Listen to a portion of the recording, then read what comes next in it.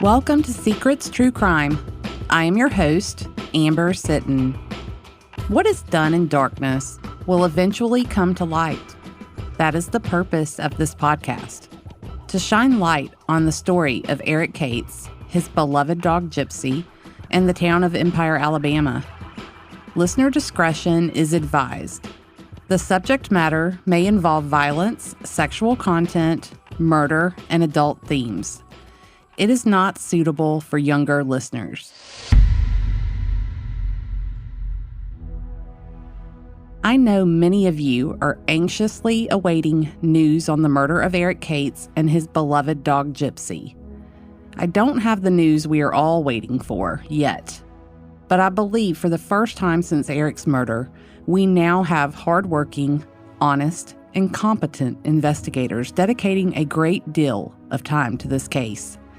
As soon as we have more information that can be shared, we will update you. In the meantime, we'd like to take advantage of this break we are on and use this time to shine some light on some other cases. This is the first of 2 or 3 bonus episodes about the disappearance and death of Hayden Mayberry. 26-year-old Hayden was last seen at the manufactured home he was staying at on Pine Drive in the Boldo community of Walker County, Alabama on November 19, 2019. The story told is Hayden was last seen walking out the back door of the home and into the woods. For those aware of the many missing people and suspicious deaths in Walker County, Alabama, this tale of someone walking into the woods to never be seen again or to later be found deceased is all too familiar. Ill-fated stories of people walking into the woods there have become notorious.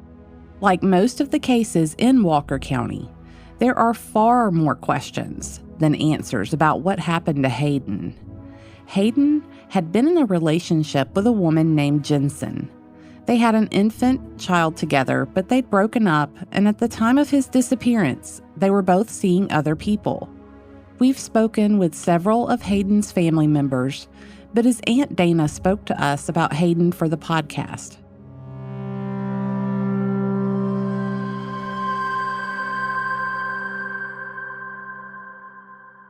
Hayden was the first grandson out of the first 4 grandkids that were born within a 2-year span. So he was the only boy that always wanted to play with the girls.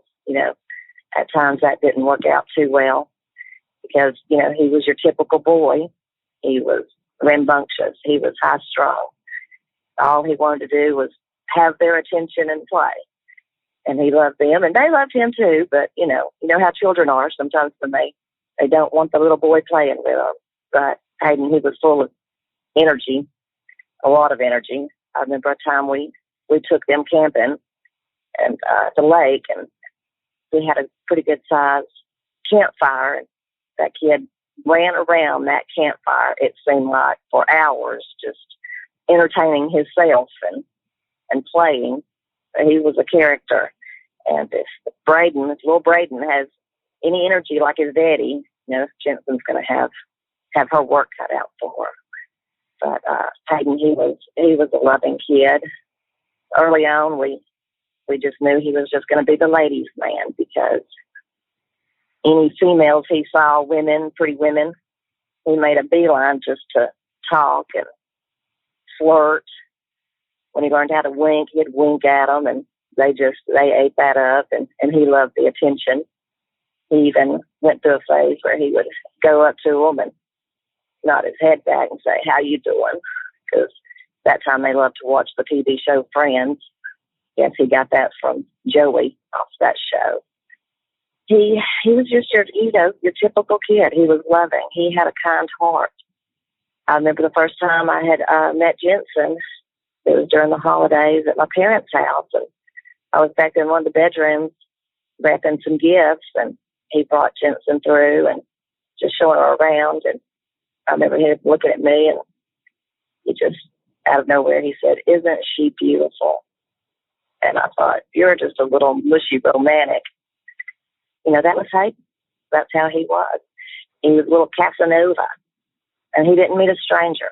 He would talk to anybody. He didn't care who you were, what walks of life you came from. He looked at everybody the same, and he was friendly. And he was loved. You could tell that at his memorial. The chapel was full. It was full. People there that he had met through the years and loved him. That was Hayden. Him and his cousins, they started having children around the same time. And he found out Jensen was pregnant with Braden, and a couple of the girls, they were also pregnant. So he was really excited about being a father. He loved Braden when he was born. He doted over him, and he was excited. I mean, he would bring him around, bring him to mothers. He would go down to Jensen's and at her grandmother's in Oakland and watch him and visit. And, like Jensen has said before, he would call. He would make sure and call and check on that baby, daily. And he was excited about being a new father. And it saddens me that he's no longer here to be with us and Braden as he grows up.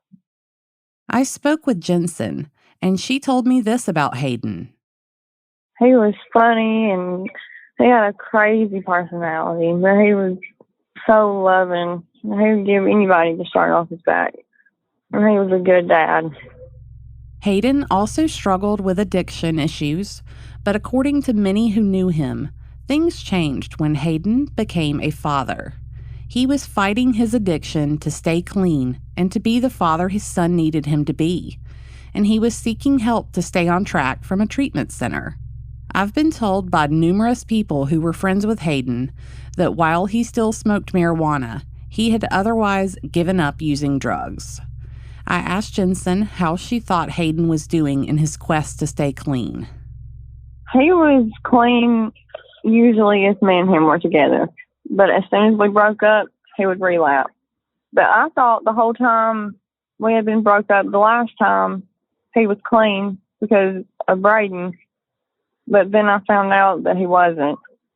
But I found out that after he had already went missing. What was he using? I'm not sure exactly what he was using then, but I know his drug of choice was heroin.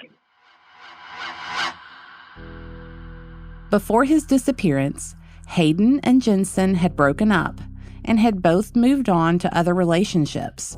However, Hayden remained a constant presence in his son's life.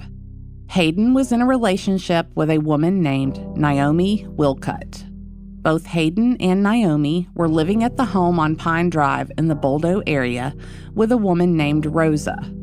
Rosa, her husband, 2 adult children, Rosa's husband's brother, and quite a few other people all lived in this small home together. Hayden and Naomi had both worked at McDonald's where Rosa was the manager, and it is said that others who often stayed at Rosa's worked at McDonald's too. You will hear more about some of these people in the next episode, and many of these details noted in this episode will be important and expanded upon. On November 19th, the last day Hayden was seen alive, Naomi said that she drove Hayden to apartments where Jensen's grandmother lived. Jensen and their child lived there as well. I seen him on the 19th, and when he left my house, I didn't see him again after that. My understanding is that y'all had kind of had words or had a fight that day, a disagreement about your son. Yes, we did. He wanted to take Braden with him, but I knew from the beginning there was something off about the girl he was dating. I had a bad feeling, and I wouldn't let him go, and we got into it. How upset was he? He was pretty mad at me. And did you exchange any text messages or anything with him after you saw him on the 19th? He called me after that and was checking on Braden, but that was the last that I heard from him. How did he seem in that call? He was still mad. The phone call wasn't really that long. He was just calling to check on Braden, and then we got off the phone. We didn't go into great details in the interview about their fight, but there was a great deal of discussion about this fight online and social media. Basically, one day Jensen went to pick up Braden from Rosa's home where Hayden was living with Naomi, and Jensen was not happy with the situation she found when she went there. Jensen was not comfortable with her infant being there again, and based on the information I've been given, my personal opinion is that I can't blame her. The confrontation between them was somewhat heated, with her telling Hayden that she wasn't going to allow him to take the baby there anymore. Hayden was also told he was not allowed to go to the grandmother's house where Jensen lived with the baby, but Jensen said that didn't mean he couldn't see Braden. There were also screenshots of a Facebook post shared around in which Hayden, Jensen, and Jensen's mother had a heated argument about his lifestyle and him seeing his son. However, Jensen has adamantly stated multiple times online that she was willing to meet Hayden anytime so that he could spend time with his son. Jensen has been cooperative and helpful with us regarding the podcast about Hayden. We have reached out to many others whose names have been connected to Hayden in the time frame of his disappearance. So far, a couple of them have said they'd like to give on-the-record interviews for the podcast, and I hope that they follow through with that so that you can hear their stories directly from them. Others have pretty plainly expressed their desire to not be part of it. One of the ones who doesn't want to speak is Naomi Wilcutt. But Naomi made a tremendous amount of comments and statements on social media regarding the details of her involvement in this case. While you might not hear her voice, you are going to hear some of her story. Naomi stated that after Hayden and Jensen had the fight, Hayden was devastated. He felt like his son was being taken away from him. She said that while she loved Hayden, she knew Hayden was still in love with Jensen, and she was not willing to be the reason he lost his son. She claims she broke things off with Hayden that day. She said that Hayden told her his friend Tommy Welch was coming to pick him up later that night. Naomi said she didn't know where they planned to go.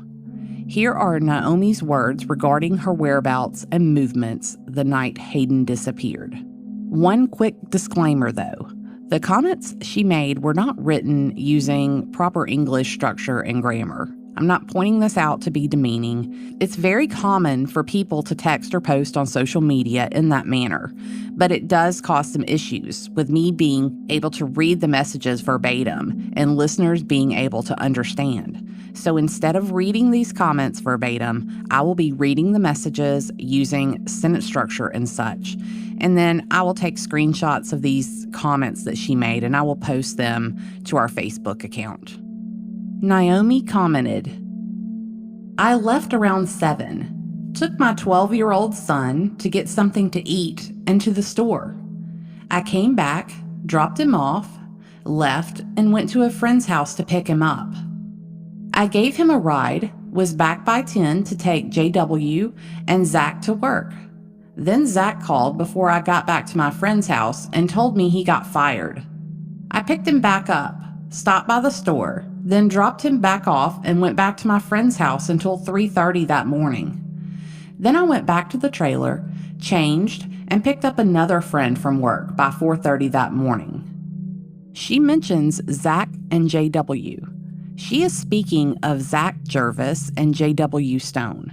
Keep these names in mind because they will probably come up again later. Naomi also commented, "Rosa's husband, his brother, and their 2 sons was there all night. Now, JW was there till 10, and Zach. I picked both them up around 10 o'clock for work. Zach got fired that night after I dropped him off, so I probably dropped him back around maybe no later than 12. And no, I don't know for sure. Tommy didn't. I was messaging Tommy the few days after sending messages to Hayden by Tommy. Tommy never said I didn't pick him up or anything like that. He said okay until the day the report was made. I have not talked to or seen Tommy. I believe it was 2 days after the report was made that I went and found him to ask questions. And as far as the pic, I'm not sure. I have not seen the picture. The police took it. Yes, he sent me a picture, but I thought he was sitting at the edge of the woods waiting on Tommy smoking. Someone online asked her a question about the comment I just read you. She offers further information in the second message I read. Naomi said that Hayden was still home when she left at 7. It has been widely reported that others present at the home watched Hayden walk out the back door of the home and into the woods, and he is not known to be seen again. Naomi has stated that her son, Rosa's husband, and one of Rosa's sons witnessed Hayden walk out the door. She has also said that Hayden sent her a photo that night of the woods and indicated that he was in the woods. Someone who has seen the photo says the photo is just of the ground and it doesn't include Hayden in the photo.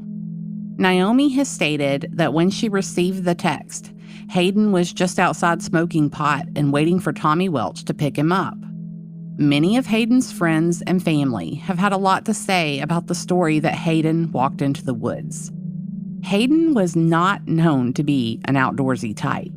He was actually quite the opposite and is reported to have made many comments to friends about it. Hayden liked shoes and he didn't want to get his shoes dirty. There are stories of him putting plastic grocery bags over his shoes if it was raining in an effort to keep them clean.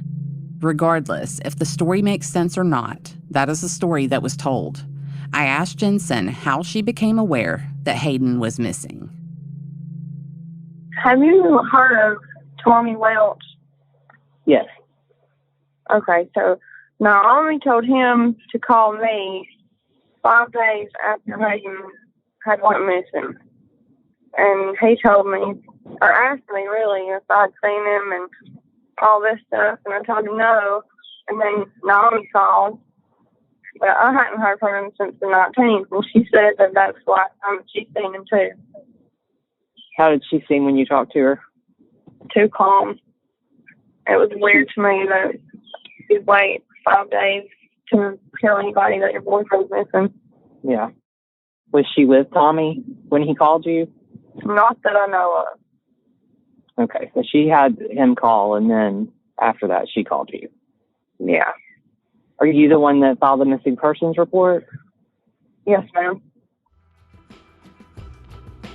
And now a word from our sponsor. This episode is sponsored by Usual Wines.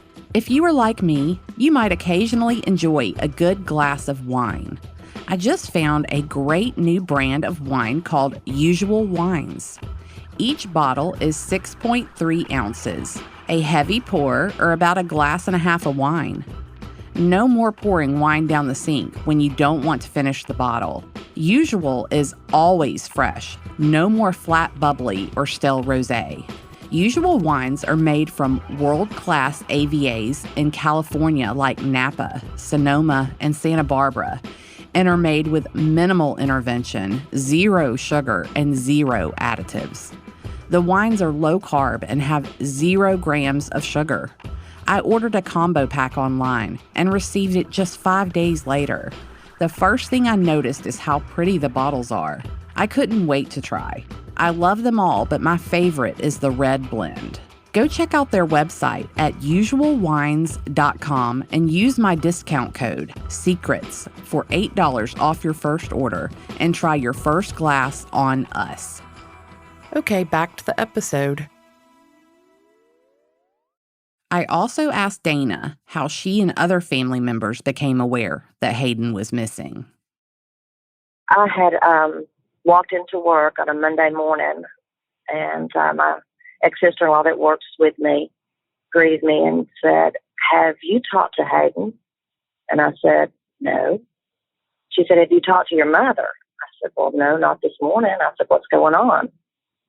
And she said, "Well, Jensen has put some stuff on Facebook that she's not heard from Hayden, and it's been since this past week." And I said, "Well, I don't know." I said, What has she said?" She said, "Well, just that, he has not called, and that's out of the ordinary that he's not called, and she's been trying to call him, and he don't answer." And she's gotten in touch with Naomi, and she's told her that she, hadn't seen him, and, it was just unusual. And I said, "Well, I will call Mother. Let me call Mother. So I immediately called my mother and said, Mother, have you talked to Hayden? She said, no. I said, well, what about Jensen? And she said, I was going to tell you that she came over here weekend, her and her mother, and asking if I had seen him, and that she has not heard from him, and that it was unlikely, it's very unlikely that he hasn't called to check on his Brayden. And she said, I've tried calling his phone, and he don't answer. And let me go back, because Misty also told me, she said, well, Jensen's going down to the police station this morning to file a report. So I told Mother that, and then immediately in her voice, everything changed, because she was like, oh, no. She said, let me call her and find out what's going on. So then a little while later, I guess she had talked with Jensen, got back with me, and she said, yes, she's got to file a police report. And then sometime that day, I think, Carl Carpenter came and spoke with Mother and told her he had been out to Rose's home where Hayden had been staying and spoke with them. And that was about it from there. I think Jensen had put out some flyers and just, immediately, started kind of just, when you're in that situation, you feel helpless. You don't know what to do next. When you get in touch with people that have contact with him and they don't know, and he's not answering his phone, it was, from there on, you was just helpless. That following Monday, I went and talked with Carpenter, and we had gone over some things and some information, and he had said they were going to set up a search party for the coming week. So he was getting that in order. There wasn't much he could really tell me at the time because it's under an investigation. But, after meeting and talking with him, I left there and I had total faith that they would find Hayden. The last that Jensen had seen Hayden was on the 19th of November. And from what I understand, they had an argument. And then after that, I don't think she had spoke with him. And then it was that following Monday, she had gone down to the police station, and that's when we were finding out everything and filed the report. And within that week, my brother even had gone over to Rosa's home and spoke, I think, with Rosa's husband, and Naomi was there. And there was a little bit of confrontation at first between them. She didn't know who he was, and, that was understandable. And I think he was wanting some of Hayden's belongings. And I think at the time she wasn't willing to hand over anything. She said that she had his glasses, and if I'm not mistaken, his wallet, but she told him that, she would get them to the family, but she never did. And then the following Monday after that, that's when I had gone and spoke with Carpenter, and that's when the investigation was, well underway. And then that's, it went from there. Dana is speaking of investigator Carl Carpenter with the Walker County Sheriff's Office. He was the investigator assigned to this case. I also asked Dana if Naomi ever reached out to anyone in their family. No, when my brother was there, Mother had called his phone, and all she could hear was a little bit of argument or voices, with a bit of a tone, and it kind of scared her at first. And then I think my brother put Naomi on Naomi got on the phone together, and which she was cordial and said that she had Hayden's glasses, and if I'm not mistaken, wallet, that she would bring it to her. She would get it to her, but she never did. We never heard from her again. On December 5th, 2019, the Walker County Sheriff's Office held a press conference. They stated that family filed the missing persons report on November 25th, 2019. Investigator Carl Carpenter said that they had conducted a search with cadaver dogs on December 4th. He also noted that they had items that Mr. Mayberry would have a hard time living without, such as his eyeglasses. Investigator Carpenter went on to say that they were going to have a search on the following Saturday to look for Hayden in the area that he was last known to be seen in, and they invited anyone in the general public to come help them search. As I recently re-listened to this press conference, one comment Investigator Carpenter said caught my attention. He said, "We immediately sent an exigent request off to AT&T for his cellular phone records. The results of that request showed that his phone had not been used since the 19th, and that, well, it had not been used in the previous 48 hours since the report was made." Based on the date given in the press conference of when the missing persons report was filed, November 25th, it sure sounds like he's saying that Hayden Mayberry's phone was last used 4 days after he was last reported to be seen walking into the woods. Requests for cell phone records must specify the time range, from some beginning point to an end point in time.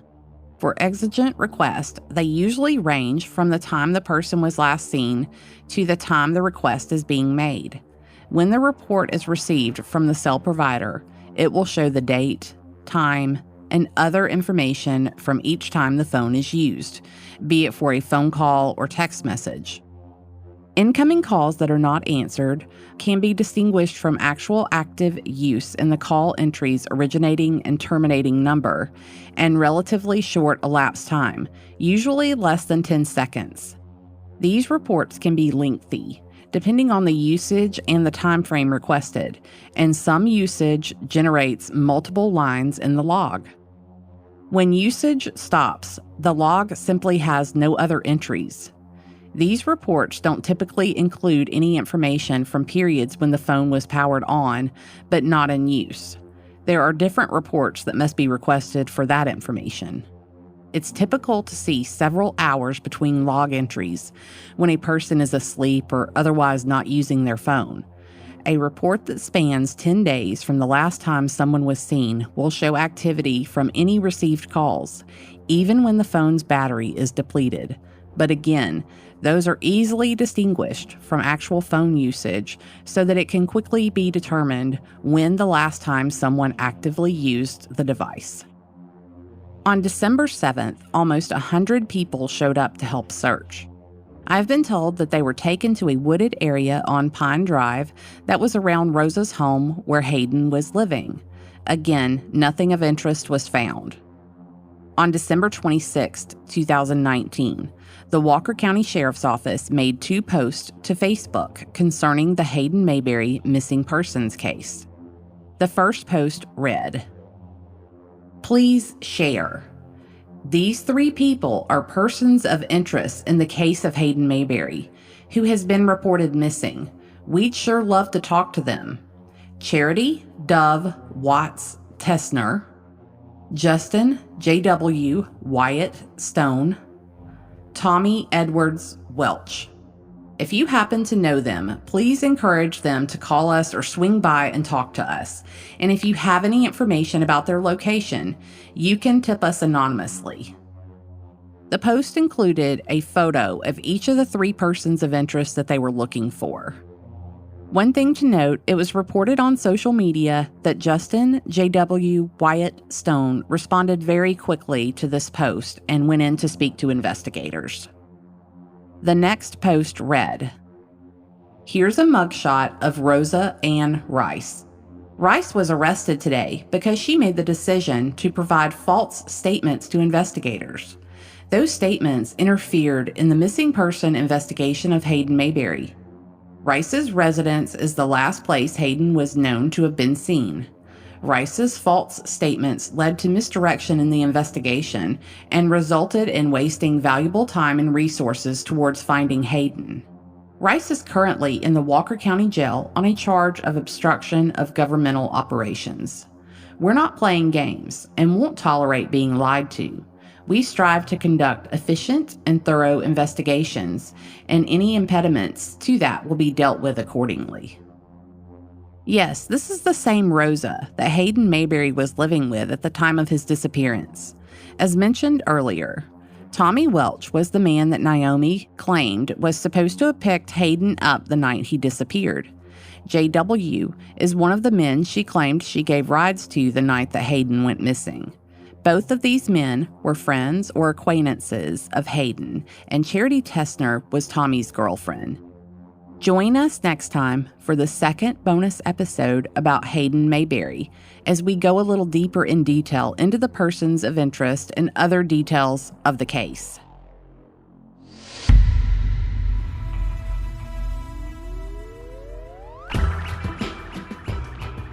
If you have any information about the disappearance and death of Hayden Mayberry, please contact the Walker County Sheriff's Office, or you can email me at secretstruecrime@gmail.com or call our confidential tip line at 205-282-0740.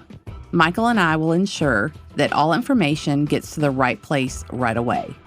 If you are left still wanting even more content, please check us out on Patreon. We have it filled with great information about Susan and Evan and Eric and Gypsy. This podcast is an independent podcast. That means that everything that goes into making this podcast is done and funded by me. All of the investigative tools and resources are provided by Echo 7 Foxtrot. The tragedies that we highlight and investigate have had a tremendous impact on the victims' loved ones and friends. We don't burden them with additional expenses to cover their cases. We donate our time and talents because we want to help and hope to find the answers they need that are long overdue. For as little as $5 per month, you can receive exclusive access to members-only photos, videos, early access to episodes, and much, much more. By becoming a patron, you too are helping us help these families.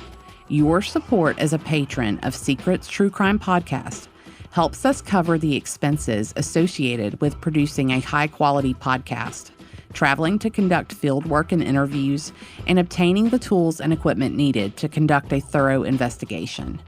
In short, your support as a patron allows us to do more for these families. Become a patron of Secrets True Crime Podcast today, and let's solve these cases together. Patreon.com/secretscrime. I'll also post the link on our Facebook page. If you are enjoying this podcast, be sure to follow or subscribe in your podcast player of choice and by giving us a 5-star rating and review in Apple Podcast. I'm active on social media and often share photos of the cases. Follow Secrets True Crime on Facebook, Instagram, and Twitter @SecretsCrime. This episode was co-written by me and Michael Fleming. The audio production for this episode is by Kane Power at precisionpodcasting.com.